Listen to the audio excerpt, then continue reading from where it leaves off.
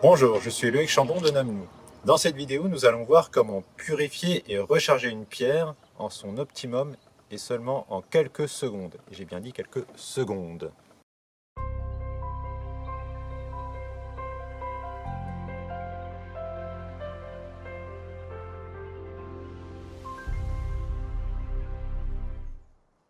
Avoir des pierres à la maison, c'est bien, mais c'est comme tout, cela s'entretient. Pour être efficace, une pierre a besoin d'être régulièrement nettoyée et rechargée, énergétiquement parlant. Pour cela, nous avons différentes méthodes. Nous avons l'enfouissement dans la terre, le sable ou le sel. Nous avons l'immersion dans l'eau douce ou l'eau plus ou moins salée. Nous avons également la fumigation par l'encens ou par la sauge. Nous avons également la possibilité d'utiliser des druzes ou des géodes de cristaux. Nous avons également l'utilisation du son par les bols tibétains ou les tingshas. Et enfin, nous avons l'exposition au soleil, à la lune, plus ou moins pleine, et aux étoiles. Malheureusement, aucune de ces méthodes n'est parfaite. Elles prennent généralement des heures, voire des jours, et pendant ce temps-là, on ne peut pas utiliser la pierre, ce qui est dommage. Toutes ces méthodes ne sont pas efficaces avec toutes les pierres. Pire, certaines méthodes sont néfastes pour certaines pierres. Par exemple, il est déconseillé d'utiliser de l'eau sur les pierres poreuses et les métaux. On ne peut pas non plus utiliser l'eau ou l'enfouissement pour les pierres friables. Il y a des pierres qui se décolorent aux rayons du soleil ou de la lune. L'utilisation des bols tibétains est particulièrement intéressante, mais ce n'est pas la panacée. En effet, elle permet de nettoyer la pierre et de la recharger en seulement quelques minutes. Mais les experts s'accordent à dire que la vibration du son est une méthode trop violente pour la pierre, et du coup, ça la réserve à des utilisations très ponctuelles. Maîtriser toutes ces méthodes d'entretien est complexe. Cela peut aller quand on n'a qu'une seule pierre et que l'on sait exactement ce qu'il lui faut.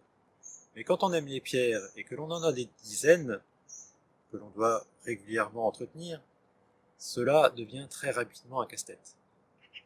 Et je ne parle même pas des bijoux qui sont constitués de plusieurs pierres et de métaux et qui demandent des méthodes d'entretien incompatibles. J'ai une méthode à vous proposer qui permet de nettoyer et recharger les pierres de manière optimale et seulement en quelques secondes. Suivez-moi, nous allons voir ça. Ceci est le meilleur ami des pierres. C'est un tube d'énergie Namnou.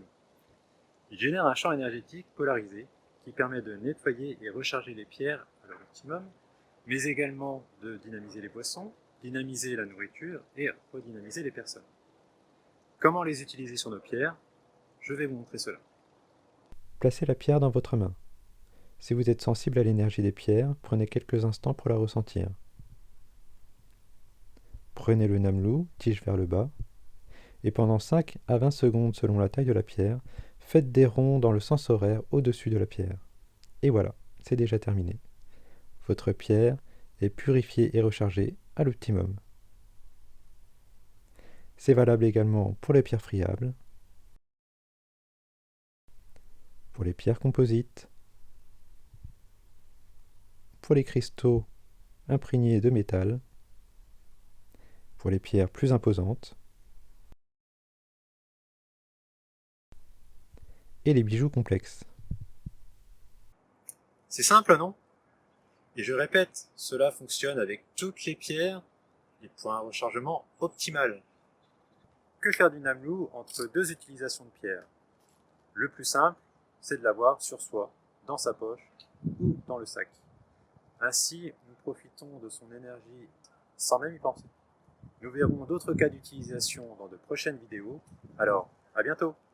Pour en savoir plus, rendez-vous sur le site namloo.fr, ainsi que sur notre page Facebook et notre chaîne YouTube. Pour aider vos amis à mieux utiliser leurs pierres et pour ne rater aucune de nos vidéos, likez, partagez, commentez et abonnez-vous.